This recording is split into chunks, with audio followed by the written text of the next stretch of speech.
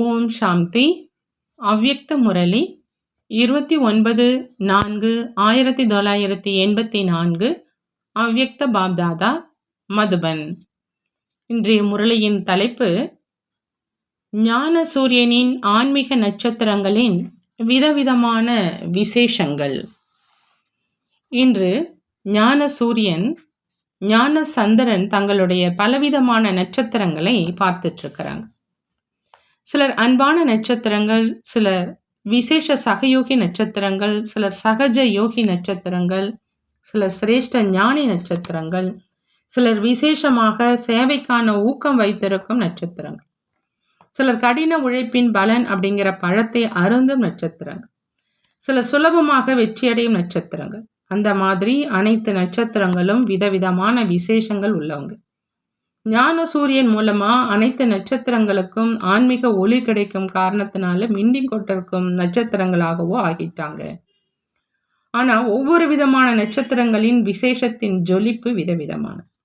எப்படி ஸ்தூல நட்சத்திரங்கள் பலவிதமான கிரகத்தின் ரூபத்தில் அற்ப காலத்துக்காக பலவிதமான பலனை பிராப்தி செய்விக்குது, அதே மாதிரி ஞான சூரியனின் ஆன்மீக நட்சத்திரங்களுக்கும் அனைத்து ஆத்மாக்களுக்கும் அழியாத பிராப்தியினுடைய சம்பந்தம் இருக்குது. எப்படி சுயம் அவரே எந்த விசேஷத்துல சம்பன்னமாக இருக்கும் நட்சத்திரமாக இருக்கிறாரோ, அதே மாதிரி மற்றவங்களுக்கும் அதன் பிரகாரம் பலனை பிராப்தி செய்விப்பதற்கு பொறுப்பாளராக ஆகிறாங்க. எந்த அளவு அவரே ஞான சந்திரன் மற்றும் சூரியனின் அருகில் இருக்கிறாங்களோ அந்த அளவு மற்றவங்களையும் நெருக்கமான சம்பந்தத்துல கொண்டு வராங்க. அதாவது ஞான சூரியன் மூலமா கிடைத்திருக்கும் விசேஷங்களினுடைய ஆதாரத்துல மற்றவங்களையும் விசேஷங்களின் சக்தியின் ஆதாரத்தினால இந்த அளவு நெருக்கமாக கொண்டு வந்திருக்கிறாங்க. ஆகையினால அவங்களுக்கு நேரடியா ஞான சூரியன், ஞான சந்திரனோடு சம்பந்தம் ஏற்பட்டுடுது. நீங்கள் அந்த அளவு சக்திசாலியான நட்சத்திரங்கள் தான் இல்லையா அப்படின்னு பாப்தாதா கேட்கிறாங்க. ஒருவேளை அவரே சக்திசாலியாக இல்லை, நெருக்கத்திலும் இல்லை அப்படின்னா நேரடியா தொடர்பை ஏற்படுத்திக்க முடியாது. தூரமாக இருப்பதற்கான காரணம் அதே நட்சத்திரங்களின் விசேஷத்தின் அனுசாரம் அவங்க மூலமா எந்த அளவு சக்தி சம்பந்தம் தொடர்பை பிராப்தி செய்ய முடியுமோ அந்த அளவு சக்திக்கு ஏற்ற மாதிரி பிராப்தி அடைஞ்சிட்டு இருக்கிறாங்க. நேரடியா சக்தியை பெறுவதற்கான சக்தி இருப்பதில்லை. ஆகினால எப்படி ஞான சூரியன் உயர்ந்ததிலும் உயர்ந்தவராக இருக்கிறாரோ, விசேஷ நட்சத்திரங்கள் மிக உயர்ந்த நிலையில் இருக்கிறாங்களோ, அதே மாதிரி உயர்ந்த நிலையினுடைய அனுபவம் செய்ய முடியாது. சக்திக்கு ஏற்றபடி பிராப்தி செய்கிறாங்க. எந்த அளவு சக்திசாலியான நிலை இருக்க வேண்டுமோ அதை அனுபவம் செய்யறது கிடையாது. அந்த மாதிரி ஆத்மாக்களினுடைய மனதில் இருந்தும் மற்றும் வாயில இருந்தும் என்ன நடக்கணுமோ அது நடக்கலை அப்படிங்கிற வார்த்தைகள் தான் வெளியாகும். இந்த மாதிரி ஆகணும், ஆனால் இன்னும் ஆகலை, இதைத்தான் செய்யணும், ஆனால் செய்ய முடியாது. இந்த நிலையைத்தான் அவரினுடைய சக்திக்கு ஏற்றபடி செய்யும் ஆத்மாக்கள் அப்படின்னு சொல்றது. அனைத்து சக்திகளும் நிறைந்த ஆத்மாக்களாக இல்லை. அந்த மாதிரியான ஆத்மாக்கள் தனது மற்றும் பிறரது தடைகளை அழிப்பவராக ஆக முடியாது. கொஞ்சம் முன்னேறி செல்வார், தடை வரும், ஒரு தடையை அகற்றுவார், சற்று தைரியம் வரும், குஷி ஏற்படும், பிறகு இன்னொரு தடை வந்துடும். வாழ்க்கையில முயற்சி செய்யும் இணைப்பு எப்பொழுதும் தெளிவாக இருக்காது. நிற்பது முன்னேறி செல்வது, இந்த விதியின் மூலம்தான் முன்னேறி சென்று கொண்டே இருப்பாங்க. மேலும் மற்றவர்களுக்கும் படிப்பித்து கொண்டே இருப்பாங்க. ஆக நிற்பது மேலும் முன்னேறுவதனுடைய காரணமா அதிவேகத்தினுடைய அனுபவம் ஆவது இல்லை. சில நேரம் நடக்கும் கலை, சில நேரம் ஏறும் கலை, சில நேரம் பறக்கும் கலை என்று இருக்குமே தவிர ஒரே சீரான சக்திசாலியினுடைய அனுபவம் ஆவது கிடையாது. சில நேரம் பிரச்சனைகள், சில நேரம் சமாதான சுரூபம். ஏன்னா அவரவரினுடைய சக்தி ஏற்றபடி செய்கிறாங்க. ஞான சூரியனிடம் இருந்து அனைத்து சக்திகளையும் கிரகிப்பதற்கான சக்தி இல்லை. இடையில யாருடைய ஆதரவாவது அவசியம் தேவையா இருக்குது. இதைத்தான் அவருடைய சக்திக்கு ஏற்றபடி செய்யும் ஆத்மா அப்படின்னு சொல்றாங்க பாப்தாதா. எப்படி இங்கு உயர்ந்த மலையில ஏறுறீங்க, எந்த வாகனத்துல வந்தாலும், அது பேருந்து அல்லது சிறிய வாகனமாக இருந்தாலும் இன்ஜின் சக்திசாலியாக இருக்குது அப்படின்னா அதிவேகத்தோடு எந்த ஒரு தண்ணீர் அல்லது காற்றின் ஆதாரம் இன்றி நேரடியாக வந்து சேர்ந்துடுறீங்க. மேலும் ஒருவேளை இன்ஜின் பலகீனமாக இருக்குது அப்படின்னா நின்று தண்ணீர் மற்றும் காற்றினுடைய ஆதாரத்தை எடுக்க வேண்டியதாக இருக்கும். எங்கும் நிற்காமல் வர முடியாது, நிற்க வேண்டியதாக இருக்கும். அதே மாதிரி அவங்கவுங்களுடைய சக்திக்கு ஏத்தபடி செய்யும் ஆத்மாக்கள் ஏதாவது ஒரு ஆத்மாவின் அவர் செய்யும் உதவியின் மற்றும் சாதனங்களின் ஆதாரத்தை எடுக்காமல் அதிவேகத்தோடு பறக்கும் கலையின் மூலம் இலக்கை சென்று அடைய முடியாது. சில நேரம் இன்று குஷி குறைஞ்சிடுச்சு, இன்று யோகா அந்த அளவு சக்திசாலியாக இருக்கல, இன்று இந்த தாரணை செய்வதை புரிந்து கொண்ட போதும் பலகீனமாக இருக்கிறேன், இன்று சேவை செய்வதனுடைய ஊக்கம் வரல, சில நேரம் தண்ணீர் வேண்டும், சில நேரம் காற்று வேண்டும், சில நேரம் தள்ளிவிட வேண்டியிருக்கும். இதை சக்திசாலி நிலை என்று சொல்வோமா அப்படின்னு பாப்தாதா கேட்குறான். பார்க்க போனா அவங்க அதிகாரி தான், பெறுவதில் நம்பர் 1 அதிகாரி, யாரை விடவும் குறைந்தவர் கிடையாது. மேலும் செய்ய வேண்டியப்போ என்ன சொல்றாங்க, நானோ சிறியவன், நான் புதியவன், பழையவன் கிடையாது, இன்னும் சம்பூர்ணம் ஆகல, இப்போ இன்னும் நேரம் இருக்குது, இது பெரியவர்களுடைய குறை, என்னுடையது இல்லை, கற்றுக்கொண்டு இருக்கிறேன், கற்றுக்கொண்டுடுவேன். பாப்தாதாவோ அனைவருக்கும் வாய்ப்பு கொடுக்கணும் அப்படின்னு எப்பொழுதுமே சொல்றாங்க. எனக்கும் இந்த வாய்ப்பு கிடைக்கணும், நான் கூறுவதையும் கேட்கணும், இப்படி கேட்டு பெறுவதில் நான், ஆனால் செய்வதில் எப்படி பெரியவர்கள் செய்வாங்களோ அப்படி. அதிகாரத்தை பெறும் விஷயத்துல இப்போ உடன், ஆனால் செய்வதில் பின்னால்.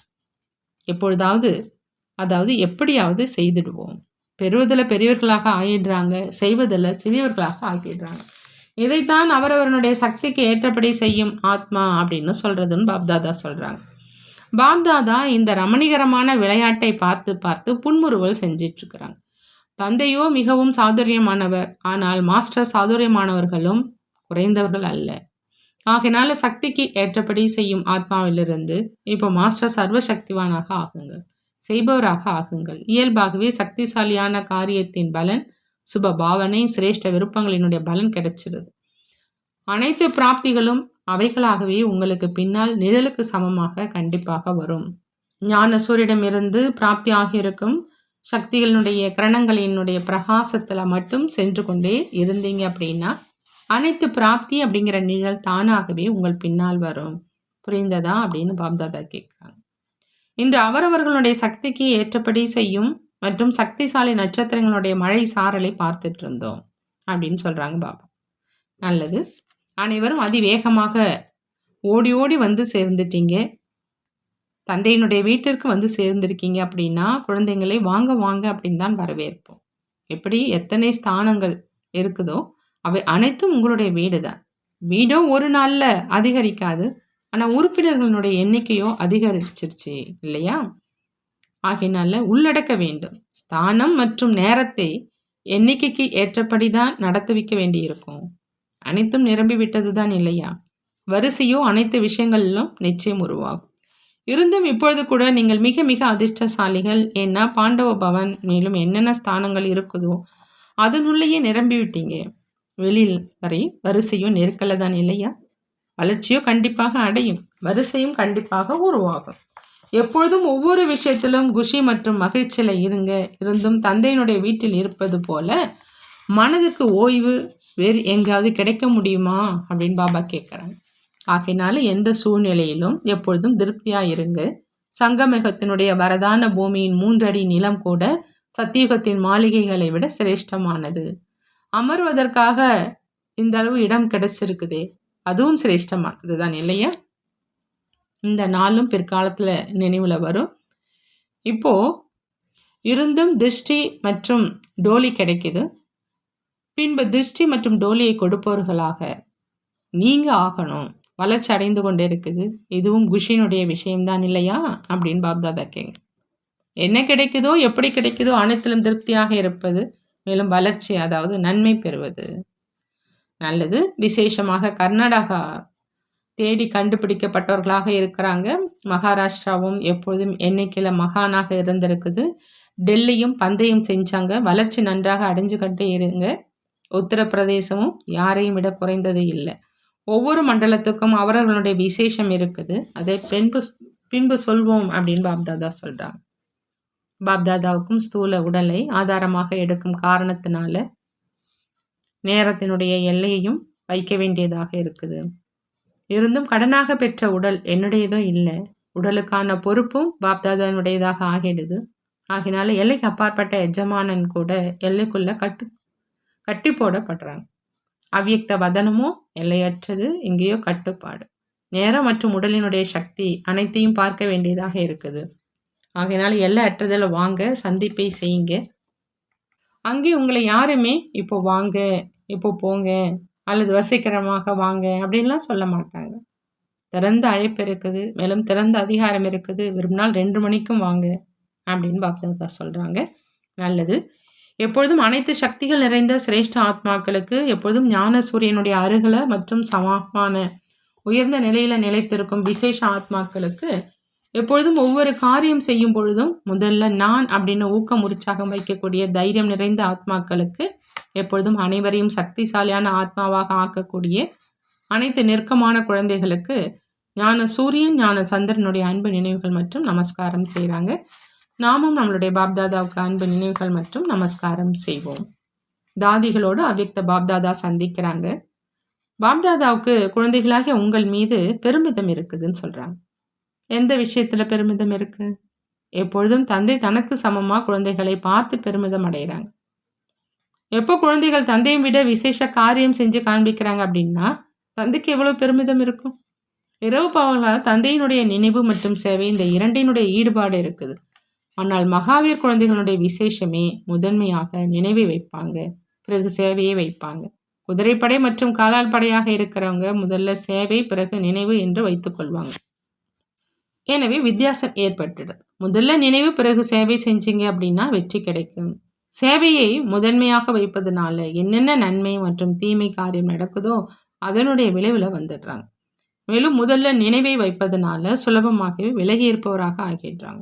அந்த மாதிரி சமமாக இருக்கும் குழந்தைகளை பார்த்து தந்தைக்கும் பெருமிதம் இருக்குது. முழு உலகத்தில் அந்த மாதிரி சமமான குழந்தைகள் யாருக்கு இருப்பாங்கன்னு கேட்குறாங்க. ஒவ்வொரு குழந்தையினுடைய விசேஷத்தை வர்ணனை செய்தோம் அப்படின்னா பாகவதமாகிடும். தொடக்கத்திலிருந்தே ஒவ்வொரு மகாரதியினுடைய விசேஷத்தை வர்ணனை செய்தோம் அப்படின்னா பாகவதம் ஆகிடும். எப்பொழுது மதுபனில் ஞான சூரியன் மற்றும் நட்சத்திரங்கள் ஒரு குழுவாக மின்னிக் கொண்டு இருக்கிறாங்க அப்படின்னா மதுபனினுடைய ஆகாயத்தினுடைய அழகு எவ்வளோ உயர்ந்ததாக ஆயிடும். ஞான சூரியனுடன் நட்சத்திரங்களும் அவசியம் வேணும்னு சொல்கிறாங்க பாப்தாதா. தம்பதியர்களுடைய குரூப்போடு பாப்தாதாவினுடைய சந்திப்பு. பாபா சொல்கிறாங்க, ஒரு வழி அப்படிங்கிற தண்டவாளத்தில் செல்பவர்களோ மிக அதிக வேகமுடையவர்களாக இருப்பாங்க. இருவர்களுடைய வழியும் ஒன்று. இந்த ஒரு வழிதான் சக்கரங்கள். ஒரு வழியினுடைய சக்கரத்தில் செல்றவங்க எப்பொழுதுமே அதிவேகத்தில் செல்பவர்களாக இருப்பாங்க. 2 சக்கரங்களும் உயர்ந்ததாக இருக்கணும். ஒன்று தொய்வானது வேகத்தினால் அன்று இருக்காமல் இருக்குமே இல்லையான்னு பாபா கேட்குறாங்க. ஒன்று தொய்வானது வேகத்தினால் அன்று இருக்காது. 2 சக்கரங்களும் ஒரே சீராக இருக்குது. தீவிர முயற்சி செய்யறதில்ல. பாண்டவர்கள் வந்து முதல் எண்ணில் இருக்கிறாங்களா அல்லது சக்திகள் இருக்கிறாங்களான்னு கேட்குறாங்க. ஒருத்தவங்க மற்றவங்களை முன்னேற வைக்கிறாங்க அப்படின்னா தன்னை முன்னேற்றுவது, மற்றவர்களை முன்னேற வைத்து தானே பின்தங்கிடுறாங்க என்பது அப்படி இருக்கக்கூடாது. மற்றவங்களை முன்னேற்றுவது அப்படின்னா தானும் முன்னேறுவது. நீங்கள் அனைவரும் அதிர்ஷ்டம் நிறைந்த ஆத்மாக்கள் தான் இல்லையான்னு பாப்தாதா கேட்குறாங்க. டெல்லி மற்றும் மும்பை நிவாசிகள் விசேஷமாக அதிர்ஷ்டசாலிகள். ஏன்னா வழியில் சென்று கொண்டு இருக்கும் பொழுது மிகுந்த பொக்கிஷம் கிடைக்கிது. விசேஷ ஆத்மாக்களினுடைய தொடர்பு அல்லது சகயோகம், அறிவுரை அனைத்தும் கிடைக்கிது. கேட்காமலேயே கிடைத்து கொண்டு இருக்குது என்பது வரதானம் தான். மற்றவர்கள் எவ்வளவு கடின உழைப்பு செய்கிறாங்க. முழு பிராமண வாழ்க்கையில் அல்லது சேவையினுடைய வாழ்க்கையில் அந்த மாதிரி சிரேஷ்ட ஆத்மாக்கள் எங்கேயாவது 2-3 தடவைகள் கூட செல்வது கிடையாது. ஆனால் நீங்கள் அழைத்தாலும் அழைக்காவிட்டாலும் உங்களிடம் சுலபமாக வந்து சேர்ந்துடுறாங்க. அந்த மாதிரி சேர்க்கையினுடைய பாதிப்பு எது பிரசித்தமானதோ அது விசேஷ ஆத்மாக்களுடைய சேர்க்கையும் ஊக்கமும் கொடுக்குது.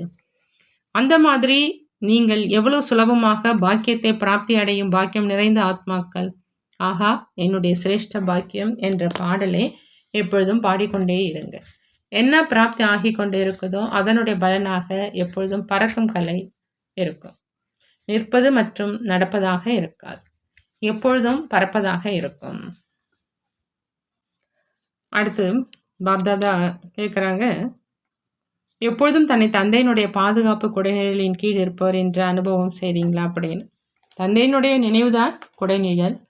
யார் குடைநிழலின் கீழ் இருப்பாங்களோ அவங்க எப்பொழுதும் பாதுகாப்பாக இருப்பாங்க. எப்பொழுதாவது மழை அல்லது வெயில் இருக்குது அப்படின்னா குடைநிழலின் கீழே சென்றுடுவாங்க. அந்த மாதிரி தந்தையினுடைய நினைவு குடைநிழல். குடைநிழலின் கீழ் இருப்பவங்க சுலபமாகவே மாயாவை வென்றவராக இருப்பாங்க. நினைவை மறந்தாங்க அப்படின்னா குடைநிழலிலிருந்து வெளியில வந்துட்டாங்க. ஆகையினால தந்தையினுடைய நினைவு எப்பொழுதும் உங்கள் கூடவே இருக்கட்டும். யார் அந்த மாதிரி குடைநிழலின் கீழ் இருப்பாங்களோ அவங்களுக்கு தந்தையினுடைய சகயோகம் எப்பொழுதும் கிடைத்து கொண்டே இருக்குது. ஒவ்வொரு சக்தியின் பிராப்தியினுடைய சகயோகம் எப்பொழுதும் கிடைத்து கொண்டே இருக்குது. அவர் ஒருபொழுதும் பலகீனமானவராகி மாயாவிடம் தோல்வி அடைய முடியாது. எப்பொழுதாவது மாயா நினைவை மறக்க வைத்து விடவில்லையே அப்படின்னு பாப்தாதா கேட்குறாங்க.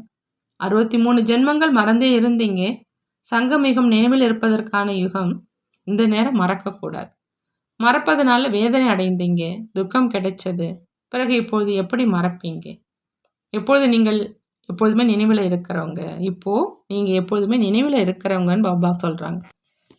விடைபெறும் நேரத்தில் கூறிய மகா வாக்கியம், சங்கம யுகமே சந்திப்பதற்கான யுகம். எந்த அளவு சந்திப்பீங்களோ அந்த அளவு இன்னும் சந்திக்க வேண்டும் என்ற ஆசை அதிகரிக்கும். மேலும் சந்திக்க வேண்டும் என்ற நல்ல ஆசை இருக்கும். ஏன்னா இந்த சந்திப்பதற்கான நல் ஆசைதான் மாயாவை வென்றவராக ஆக்கிடுது. இந்த சந்திக்க வேண்டும் என்ற நல் எண்ணம் எப்பொழுதும் தந்தையினுடைய நினைவை இயல்பாகவே கொண்டு வந்துடுது. இது இருக்கத்தான் வேண்டும். இது நிறைவேறிவிட்டது என்றால் சங்கமேகம் முடிவடைஞ்சிடும். மற்ற அனைத்து ஆசைகளும் நிறைவேறிவிட வேண்டும். ஆனால் நினைவில் எப்பொழுதும் மூழ்கி இருக்க வேண்டும் என்ற நல் ஆசை முன்னேற்றத்தை செய்வித்து கொண்டே இருக்கும். அப்படித்தான் இருக்குது இல்லையா அப்படின்னு பாப்தாதா கேட்குறாங்க. ஆகினால எப்பொழுதுமே சந்திப்பு விழா நிகழ்ந்து கொண்டே இருக்கும். அது அவ்வியக்தமாக இருக்கலாம் அல்லது வியக்தமாக இருக்கலாம். எப்பொழுதுமே கூடவே தான் இருக்கிறோம். பிறகு சந்திப்பதற்கான அவசியம்தான் என்ன அப்படின்னு பாபா கேட்குறாங்க. ஒவ்வொரு சந்திப்புக்கும் அதனுடைய சொரூபம் மற்றும் பிராப்தி இருக்குது. அவ்வியக்த சந்திப்பு வேறு மற்றும் சாக்கார சந்திப்பு வேறு. சந்திப்பதோ நல்லதே தான். நல்லது எப்பொழுதுமே நல்ல மற்றும் சிரேஷ்ட காலை இருக்கும். அவர்களும் குட் மார்னிங் என்று மட்டும் சொல்லுவாங்க. ஆனால் இங்கே நல்லதாக இருக்குது, சிரேஷ்டமாகவும் இருக்குது. ஒவ்வொரு வினாடியும் நல்லது மற்றும் சிரேஷ்டமானது. ஆகையினாலும் ஒவ்வொரு வினாடிக்காக வாழ்த்துக்கள் பாப்தாதா சொல்றாங்க. நல்லது. ஓம் சாந்தி. பாபா வரதானம் கொடுக்கறாங்க. தந்தையினுடைய துணை மூலமா தூய்மை என்ற இயற்கையான குணத்தை சுலபமாக கடைபிடிக்கக்கூடிய மாஸ்டர் சர்வசக்திவான் ஆகுக. மாஸ்டர் சர்வசக்திவானாக ஆகணும் அப்படின்னா பாப்தாதா சொல்றாங்க, தந்தையினுடைய துணை மூலமா தூய்மை அப்படிங்கிற அந்த இயற்கையான குணத்தை சுலபமாக கடைபிடிக்கணும். தந்தையினுடைய துணை மூலமா தூய்மைங்கிற இயற்கையான குணத்தை சுலபமாக கடைபிடிக்கும் போது மாஸ்டர் சர்வசக்திவானாக ஆகலாம்னு சொல்றாங்க. ஆத்மாவினுடைய இயற்கையான குணம் தூய்மை. தூய்மையின்மை மாற்றானினுடைய குணம். எப்போ இயற்கையான குணத்தினுடைய நிச்சயம் ஏற்பட்டு விட்டது என்றால் மாற்றானினோட குணம் அசைக்கவே முடியாது. தந்தை என்னவாக இருக்கிறார், எப்படி இருக்கிறார் என்று ஒருவேளை அவரை யதார்த்தமாக தெரிந்து கொண்டு உடன் வைத்து கொள்றீங்க அப்படின்னா தூய்மை என்ற இயற்கையான குணத்தை தாரணை செய்வது மிக சுலபம். ஏன்னா உடன் இருக்கும் துணைவன் சர்வசக்திவான். சர்வசக்திவானுடைய குழந்தைகள் மாஸ்டர் சர்வசக்திவானின் எதிரில் தூய்மையின்மை வர முடியாது. ஒருவேளை எண்ணத்துல மாயா வருகிறது அப்படின்னா அவசியம் ஏதோ ஒரு கதவு திறந்திருக்கும். மேலும் நிச்சயத்துல குறை இருக்குதுன்னு சொல்றாங்க பாபா. பாபா ஸ்லோகன்ல சொல்றாங்க, 3 காலங்களையும் தெரிந்தவங்க எந்த ஒரு விஷயத்தையும் ஒரு காலத்தினுடைய கண்ணோட்டத்தோடு பார்ப்பது கிடையாது. ஒவ்வொரு விஷயத்திலும் நன்மை இருக்குது அப்படின்னு நினைப்பாங்க. 3 காலங்களையும் தெரிந்தவங்க எந்த ஒரு விஷயத்தையும் ஒரு காலத்தின் கண்ணோட்டத்தோடு பார்ப்பது கிடையாது. ஒவ்வொரு விஷயத்திலும் நன்மை இருக்குது அப்படின்னு நினைப்பாங்கன்னு சொல்றாங்க பாபா. நல்லது. ஓம் சாந்தி. நன்றி பாபா. நன்றி.